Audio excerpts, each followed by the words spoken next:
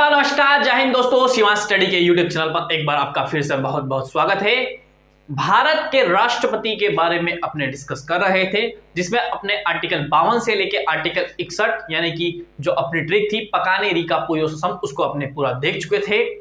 आज हम भारत के राष्ट्रपति के पास में कुछ विशेष शक्तियां हैं, उन शक्तियों के बारे में देखने की कोशिश करेंगे। हालांकि इससे पहले हम भाग 1 जिसमें भारत का संघ और उसके राज्य क्षेत्र, भाग 2 नागरिकता, भाग 3 मौलिक अधिकार, भाग 4 नीति निर्देशक तत्व, भाग 4 क मौलिक कर्तव्य और भाग 5 जिसमें केंद्र की कार्यपालिका, विधायिका एवं न्यायपालिका के बारे में वर्णन किया गया है, उसको हम पढ़ रहे हैं। उसी के अंतर्गत कार्यपालिका के अंतर्गत सबसे महत्वपूर्ण कार्यपालिका का पात्र राष्ट्रपति को हम पढ़ रहे थे। आर्टिकल 52 आपको बोलता है राष्ट्रपति के पद के बारे में बताता है। आर्टिकल 53 कार्यपालिक शक्ति के बारे में बताता है, यानी राष्ट्रपति कार्यपालिका का प्रमुख होगा, ये बताता है। ठीक है, फिर आर्टिकल जो 54 है वो आपको निर्वाचक मंडल के बारे में बताता है। आर्टिकल 55 राष्ट्रपति के रीति, जो उसका निर्वाचन होता है उसकी रीति के बारे में बताता है। फिर राष्ट्रपति के कार्यकाल के बारे में बात होती है। फिर राष्ट्रपति की पुनः नियुक्ति के संबंध में बात होती है। फिर राष्ट्रपति बनने के लिए आपको क्या क्या शर्तें चाहिए उसके बारे में बात होती है। फिर योग्यता, फिर शर्तें, फिर शपथ के बारे में और लास्ट में महाभियोग के बारे में बात हो जाती है। उसके बाद में अपने जो आज देखने वाले हैं राष्ट्रपति पद के लिए राष्ट्रपति के पास में क्या क्या शक्तियां होती है, तो सबसे पहले अपने देखते हैं राष्ट्रपति की क्षमादान की शक्तियां। किस प्रकार के क्षमादान की शक्तियां राष्ट्रपति के पास में होती है। अगर राष्ट्रपति किसी भी व्यक्ति को कब कब क्षमा कर सकता है या कौन से मामलों में क्षमा कर सकता है, सबसे पहली बात आपको बता दें कि राष्ट्रपति किसी भी व्यक्ति को किसी भी न्यायालय द्वारा दी गई सजा के संबंध में उसको क्षमा कर सकता है और निम्न 5 तरह के क्षमादान की शक्तियां राष्ट्रपति के पास में उपस्थित होती हैं। अब राष्ट्रपति के पास में ऐसी शक्तियां प्राप्त होती है कि राष्ट्रपति सैन्य मामलों से संबंधित शक्तियों को भी समाप्त कर सकता है। सैन्य मामलों से संबंधित अगर किसी व्यक्ति को कोई सजा दी गई है तो उसे भी माफ कर सकता है, और सामान्य न्यायालय द्वारा यानी सुप्रीम कोर्ट के द्वारा दी गई, हाई कोर्ट के द्वारा दी गई है या सेशन कोर्ट के द्वारा कोई भी सजा दी गई है तो उस मामले में राष्ट्रपति क्या कर सकता है, किसी भी व्यक्ति को क्षमा कर सकता है और विभिन्न 5 तरीके से वो क्या कर सकता है, क्षमादान कर सकता है। ये जो माफी हुई है, ये माफी दी जो जाती है, या तो भूलवश कोई सजा ऐसी दे दी गई है जो उसके ये नहीं देनी थी, या कुछ ऐसी ज्यादा सजा दे दी गई है जो उसके द्वारा किए गए जुर्म से बहुत ज्यादा है। इस संबंध में राष्ट्रपति विचार करके क्या करता है, इन सजाओं को माफ करता है। ठीक है, तो इस संबंध में अपने देखते हैं, सबसे पहले अपने देखते हैं कि राष्ट्रपति की क्षमादान शक्तियों के अंतर्गत क्या क्या आती है। तो सबसे पहले आती है क्षमा कर देना। क्षमा कर देने का अर्थ क्या होगा? क्षमा कर देने का सबसे पहले ये शक्ति है कि क्षमा कर दिया। क्षमा यानी कि कुल मिला के टोटली दोष मुक्त कर देना। दोष मुक्त इन द सेंस की क्या बात हो रही है, मतलब अगर किसी व्यक्ति को 5 साल की कठोर कारावास का सजा दी गई है तो क्या किया गया, राष्ट्रपति के द्वारा उसको क्षमा कर दिया गया। अब क्षमा कर दिया गया तो क्या किया गया, पूरी तरीके से क्षमा कर दिया, उसको दोष मुक्त कर दिया गया। मतलब उसके कठोर कारावास को ना तो ऐसा नहीं किया कि साधारण कारावास में बदला है और या फिर 5 साल को कम कर दिया गया है, कुछ टाइम पीरियड उसका घटा दिया गया है, नहीं, उसको पूरी तरीके से दोष मुक्त कर दिया गया है। यानी किसी भी प्रकार के ऊपर किसी भी प्रकार का अवदंड का भागी नहीं होगा, उसको पूर्णतः दोष से मुक्त कर दिया गया है। इस पहली प्रकार की शक्ति में क्या होता है, किसी भी व्यक्ति को पूर्णतः सजा से क्या कर दिया जाता है, क्षमा कर दिया जाता है। राष्ट्रपति के पास में यह पावर होती है। फिर आता है लघुकरण। लघुकरण का अर्थ क्या हो जा, मतलब लघुकरण का अर्थ आप शब्द से ही समझ रहे हैं कि कुछ चीजों को अपने क्या कर रहे हैं, कम कर रहे हैं। क्या कर रहे हैं, कम कर रहे हैं। स्वरूप को अर्थात प्रकृति को कम कर रहे हैं। किस प्रकार की प्रकृति को कम कर रहे हैं? अब सजा होती है, अलग अलग प्रकार की होती है। देखो, एक सजा हो जाएगी मृत्युदंड होगी। एक सजा हो गई कि किसी व्यक्ति को 10 साल का कठिन कारावास दे दिया गया है। कठिन कारावास मतलब जब वो जेल में रहेगा, तो जेल में जब वह रहेगा तो उस व्यक्ति से किसी ना किसी प्रकार का कार्य करवाया जाएगा। अगर आपने कोई मतलब सीरियल क्राइम किया है, मतलब कुछ खौफनाक कार्य कर दिया है, किसी की हत्या कर दी है, रेप कर दिया है, ऐसे कोई क्राइम किए, एसिड अटैक वगैरह कर दिया है, तो उनसे कार्य भी करवाया जाता है जेलों में। और अगर आप किसी नॉर्मल सामान्यतः किसी कारण से आप जेल में चले गए हैं तो आपको साधारण कारावास की सजा दी जाती है। अब ये जज के ऊपर डिपेंड करता है कि वो आपको किस प्रकार की सजा दी सकती है। 3 प्रकार की, या तो मृत्युदंड दे दे, आपने बहुत सारे लोगों की हत्या कर दी तो आपको मृत्युदंड दे दिया, या कठिन कारावास दे दिया, या साधारण कारावास दे दिया। अब लघुकरण में क्या होगा, लघुकरण में उसकी प्रकृति को चेंज किया जाएगा, ना कि समयावधि को चेंज किया जाएगा। अब देखो, अगर किसी व्यक्ति को मृत्युदंड की सजा दी गई है तो उस मृत्युदंड की सजा को क्या कर सकता है, राष्ट्रपति कठिन कारावास में परिवर्तित कर सकता है। क्या कर सकता है, मृत्युदंड सामान्यतः बहुत कम मामलों में मृत्युदंड दिया जाता है भारत में, लेकिन मृत्युदंड दिया गया है और राष्ट्रपति जी को ऐसा लग रहा है कि नहीं, इसको मृत्युदंड का ये भागीदार नहीं था, इसको ज्यादा सजा दे दी गई है, तो उस व्यक्ति को क्या कर दिया जाएगा, कठिन कारावास की सजा में परिवर्तित कर सकता है राष्ट्रपति। ठीक है, अगर किसी व्यक्ति को कठिन कारावास है और उसने क्षमा के लिए राष्ट्रपति के पास में गुहार लगाई है, तो क्या कर सकता है, कठिन कारावास की सजा को साधारण कारावास में बदल सकता है। क्या कर सकता है, साधारण कारावास में। और साधारण कारावास के अलावा तो कोई होता ही नहीं, या तो पूर्णतः क्षमा कर दे, ये क्षमा वाला आ जाए मामला, तो मृत्युदंड की सजा को कठिन कारावास में परिवर्तित कर दे या कठिन कारावास को साधारण कारावास में परिवर्तित कर दे, अर्थात स्वरूप को परिवर्तित कर दे, उसकी जो प्रकृति है, उसका जो नेचर है उस सजा का, उस सजा को क्या कर दे, माफ कर दे, राष्ट्रपति ऐसा कर सकता है। ठीक है, चलिए अगला क्या है, परिहार। परिहार यानी क्या, परिहार में मतलब ये होगा कि देखो, एक सजा की प्रकृति है और एक सजा का समय है।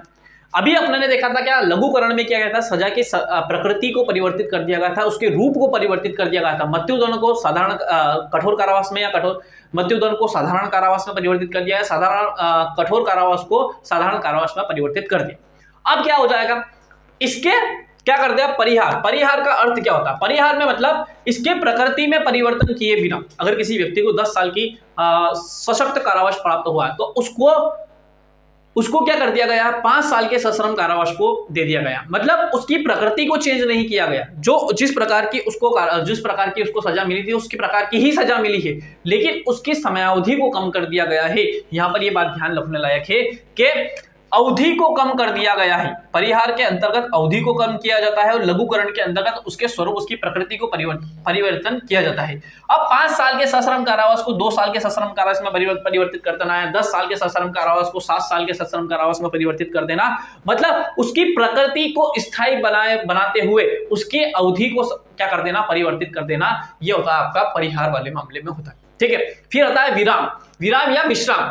विराम या विश्राम राष्ट्रपति उस समय पर लगाता है जब अगर राष्ट्रपति को ऐसा लग रहा है कि कोई व्यक्ति शारीरिक अपंगता की स्थिति में है, या मतलब जैसे अगर मान लो क्या किया गया है कि किसको सश्रम कारावास दिया गया, ठीक है, और सश्रम कारावास दिया गया, या उसका हाथ टूट गया, या उसके पांव टूट गए, या फिर उसको कोई पैरालिसिस वगैरह कुछ हो गया जेल के अंतर्गत ही, और उसको वही सजा करवाई जा रही है, मतलब वही सजा दी जा रही है, तो वो राष्ट्रपति के पास में अर्जी लगा सकता है, क्षमादान की अर्जी लगा सकता है कि मैं अब अपना कार्य करने में सक्षम नहीं हूं और मुझे सजा देना है, तो आप क्या कीजिए, मुझे ये कारावास है, ये जो विराम, इस सजा पर क्या लगा दीजिए, विराम लगा दीजिए। बहुत बार ऐसा होता है, जैसे हाथ टूटा, हाथ सही हो जाएगा तो वापस उससे वापस उसी प्रकार का कारावास दे दिया जाएगा। महिलाओं को कभी कभी जेल में जाना पड़ता है, तो महिलाएं जब जेल में जाती है तो मान लो वो बेबी को जन्म देने वाली है, या क्या बोलते हैं अपने गर्भावस्था में, तो गर्भ धारण जब तक किया हुआ है उसने, या बेबी उसका जब तक बड़ा नहीं हो जाता, तब तक की अवस्था में क्या कर दिया जाएगा, उस सजा पर रोक लगा दी जाती है। शारीरिक अपंगता की स्थिति में, गर्भधारण की अवस्था में क्या कर दी जाती है, किसी भी सजा पर रोक लगा देना अस्थायी तौर से, उसे कहा जाता है विराम या विश्राम, कुछ समय के लिए लगा दिया गया है। एक है प्रविलंबन। प्रविलंबन से स्पष्ट शब्दों से ही स्पष्ट है कि कुछ समय के लिए विलंब कर देना। कुछ समय के लिए विलंब क्यों कर देना, ताकि अगर कोई व्यक्ति किसी न्यायालय के समक्ष अपना और पुनर्विचार याचिका लगाना चाहता है, अगर मान लो किसी व्यक्ति के पास मृत्युदंड की सजा दे दी गई है, मृत्युदंड की सजा दे दी गई है, तो मृत्युदंड की सजा देने के बाद में अब वो क्या करेगा, मृत्युदंड की सजा देने के बाद में क्या करेगा, हाई कोर्ट ने लगाई है तो सुप्रीम कोर्ट में जाएगा, सुप्रीम कोर्ट में दी गई तो सुप्रीम कोर्ट को पुनर्विचार याचिका दायर करेगा। अब पुनर्विचार याचिका दायर करिए और उसकी सजा का समय आ गया, तो राष्ट्रपति के पास में जाएगा और वो उनसे बोलेगा कि जब तक ये पुनर्विचार याचिका का फैसला नहीं आ जाता, तब तक इस जो फैसला है इसको क्या कर दिया जाए, रोक दिया जाए। प्रविलंबन यानी कुछ समय के लिए रोक देना, विराम यानी कुछ विशेष परिस्थितियों में रोक देना, और ये मृत्युदंड की परिस्थितियों में या ज्यादा कारावास दे दिया है, ज्यादा सजा दे दी गई है, तो उस सजा को कम कराने के संबंध में या दया याचिका क्या करता है, दायर कर सकता है राष्ट्रपति। किसके पास, राष्ट्रपति के समक्ष प्रस्तुत कर सकता है कुछ समय के लिए अस्थायी रोक, ताकि दोषी व्यक्ति को क्षमा याचना या दंड के स्वरूप में परिवर्तन के लिए, याचना के लिए समय मिल सके, ये बात इसमें बोलता है। ठीक है, ये 5 प्रकार की शक्तियां राष्ट्रपति को प्राप्त होती है। आर्टिकल 72 अनुच्छेद भारतीय संविधान का आर्टिकल 72 जो है, ये 5 प्रकार के राष्ट्रपति को क्षमादान की शक्तियां प्राप्त करवाता है। अब ये 5 प्रकार की क्षमादान की शक्तियां ऐसी आर्टिकल 161 में भारत के जो राज्यपाल होते हैं अलग अलग राज्यों के, उन राज्यों के राज्यपाल के पास में भी होती है। लेकिन राज्यपाल की क्षमादान की शक्तियां में और राष्ट्रपति की क्षमादान की शक्तियों में कुछ बेसिक से अंतर होते हैं, कुछ सामान्य डिफरेंसेस होते हैं, साधारणतः अंतर होते हैं। उन अंतरों को अपने समझने की कोशिश करेंगे। ये जितने भी 5 प्रकार की जो है क्षमादान की शक्तियां, ये समाधान की शक्तियां राज्यपाल के पास में भी होती है, लेकिन राष्ट्रपति के तुलना में राज्यपाल की जो शक्तियां होती है वो विभिन्न माध्यमों से अलग अलग हो सकती है। जैसे राष्ट्रपति जो होता है वह केंद्र की विधि या राज्य की विधि, किसी भी प्रकार की जो विधि है उसके खिलाफ सुनाई गई सजा के संबंध में वो क्षमा कर सकता है, मतलब इन 5 तरीके से क्षमा कर सकता है। ठीक है, मतलब राज्य द्वारा कोई सजा सुनाई गई है, मतलब हाईकोर्ट के द्वारा कोई सजा सुनाई गई है, सुप्रीम कोर्ट या सेशन कोर्ट के द्वारा सुनाई गई है, तो क्या कर सकता है, वो माफ कर सकता है। कौन? राष्ट्रपति माफ कर सकता है। लेकिन राज्यपाल राज्य की विधि के संबंध में ही क्या कर सकता है, वो क्षमादान कर सकता है। दूसरी बात, वो सुप्रीम कोर्ट की सजा को माफ नहीं कर सकता, हाई कोर्ट तक की सजा को माफ कर सकता है, उससे ज्यादा की सजा को माफ नहीं कर सकता है राज्यपाल। उसके बाद में अगर देखें तो राष्ट्रपति जो सैन्य मामलों की सजा होती है, उन सैन्य मामलों की सजा को भी क्या कर सकता है, माफ कर सकता है राष्ट्रपति। लेकिन जो राज्यपाल होता है वो राज्यपाल सैन्य मामलों की सजा को माफ नहीं कर सकता है, सैन्य मामलों की सजा को माफ नहीं कर सकता है। उसके बाद जो राष्ट्रपति होता है वो मृत्युदंड की सजा को माफ कर सकता है, लेकिन राज्यपाल मृत्युदंड की सजा को माफ नहीं कर सकता है पूरी तरीके से, लेकिन उस पर अस्थायी तौर पर रोक जरूर लगा सकता है। ये इन दोनों में 3 बेसिक से डिफरेंस है, राष्ट्रपति की क्षमादान शक्तियों में और राज्यपाल की क्षमादान की शक्तियों में। ये बेसिक से कुछ डिफरेंसेस है, कुछ बेसिक से अंतर है, इसको आपको समझना चाहिए। ठीक है, हालांकि ये जो राष्ट्रपति जो क्षमा करता है या राज्यपाल जो क्षमा करता है, ये सारा जो गृह मंत्रालय होता है, गृह मंत्रालय के अधीन उसमें जांच होती है, उसके बाद में जो भी उसकी इंक्वायरी में जो भी जांच में आता है उसके आधारों पर ये क्या करता है, जो भी करता है स्वयं विवेक से नहीं करता है। ये बात आपको ध्यान रखनी चाहिए। ठीक है, आर्टिकल 72 के बाद में राष्ट्रपति के संबंध में आर्टिकल 74 है, आर्टिकल 75 है, लेकिन जब वो अपने प्रधानमंत्री पढ़ेंगे उसके बाद में उनको पढ़ने की कोशिश करेंगे। अब देख लेते हैं अपने आर्टिकल 111 मतलब 111, ठीक है, 111 इस आर्टिकल के संबंध में क्या बोला गया। ठीक है, जैसे भारत में कोई भी अगर विधि बनाना है, कोई भी कानून बनाना है, तो विधानसभा या तो कौन बनाएगा, विधानमंडल बनाएगा। तो केंद्र का विधानमंडल संसद है और राज्य का विधानमंडल कौन है, आपकी राज्य का विधानमंडल आपकी विधायिका मतलब राज्य विधानमंडल होता है। अब संसद के द्वारा कोई कानून बनाया जाता है या राज्य विधानमंडल के द्वारा कोई कानून बनाया जाता है, तो इसकी एक पूरी सामान्य प्रक्रिया होती है। ठीक है, कुछ भी होता है, उस जो भी कानून बनाया जा रहा है उसके संबंध में एक ड्राफ्ट तैयार किया जाता है, उस ड्राफ्ट को संसद के समक्ष रखा जाता है, उसी ड्राफ्ट को बोलते हैं विधेयक या बिल बोलते हैं। जब कोई बिल कानून नहीं बना हुआ होता है तो जो कच्चा स्वरूप होता है इसको विधेयक कहा जाता है दोस्तों। अब इस विधेयक को सदन के समक्ष रखा जाएगा, एक सदन में रखा जाएगा, दूसरे सदन में रखा जाएगा और तीसरे के पास राष्ट्रपति के पास में जाएगा। अब संसद की बात करें तो भारत की लोकसभा, राज्यसभा और राष्ट्रपति, इन तीनों को मिलाकर भारत की संसद बनती है। और जब किसी भी विधेयक को पारित करवाना होता है, मतलब किसी भी कानून को बनाना होता है, किसी भी लॉ को बनाना होता है, किसी भी एक्ट को बनाना होता है, तो क्या करना होता है, इन तीनों की सहमति आवश्यकता होती है। अब क्या होता है कि लोकसभा में पास हो गया, राज्यसभा में पास हो गया और राष्ट्रपति के पास में जाता है। तो राष्ट्रपति के पास में जब कोई भी विधेयक जाता है तो विधेयक के संबंध में राष्ट्रपति के पास में कुछ शक्तियां प्राप्त होती है।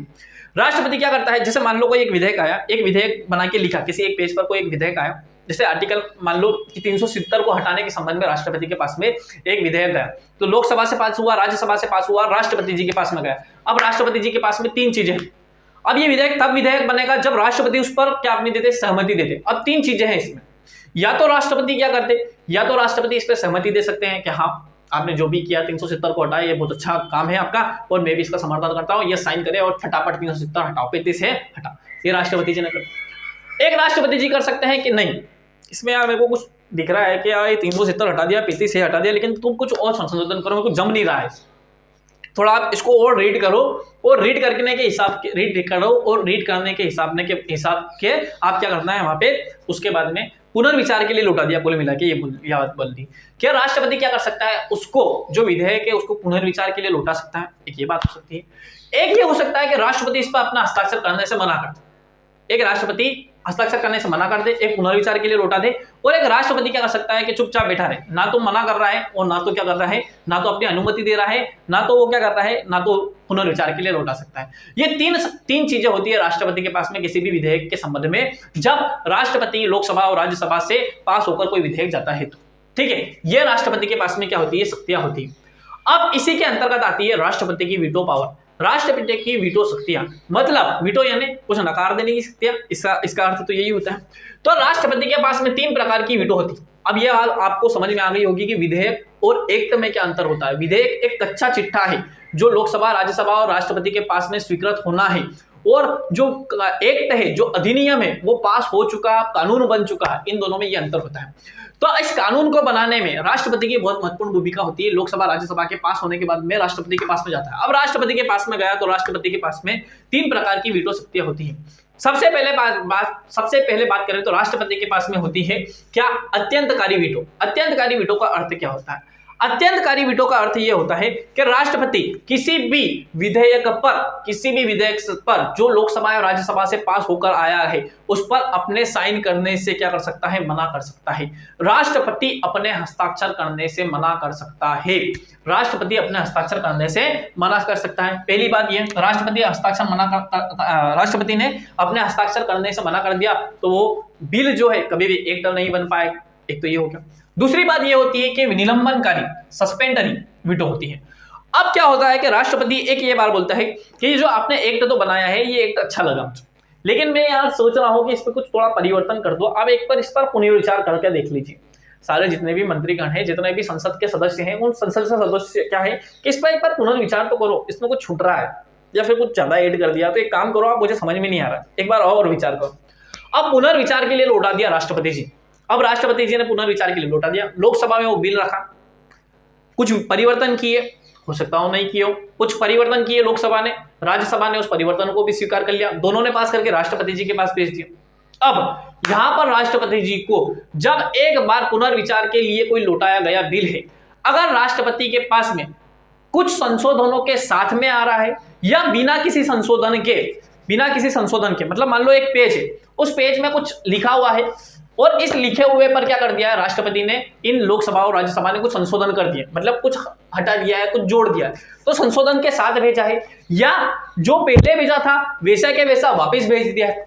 अगर दोनों परिस्थिति है, या तो संशोधन के बाद भेजा है या बिना संशोधन के भेजा है, तो दोनों परिस्थितियों में राष्ट्रपति को क्या करना होगा, इस बिल को स्वीकृत करना होगा, इसे अपनी अनुमति देनी ही होगी किसी भी परिस्थिति में। ठीक है, पुनर्विचार के लिए लौटा दिए, परंतु अगर फिर भी राष्ट्रपति के पास में उसी प्रकार से बिना संशोधन के पास में भेज देता है तो राष्ट्रपति को अनिवार्य रूप से अपनी अनुमति देनी ही होगी,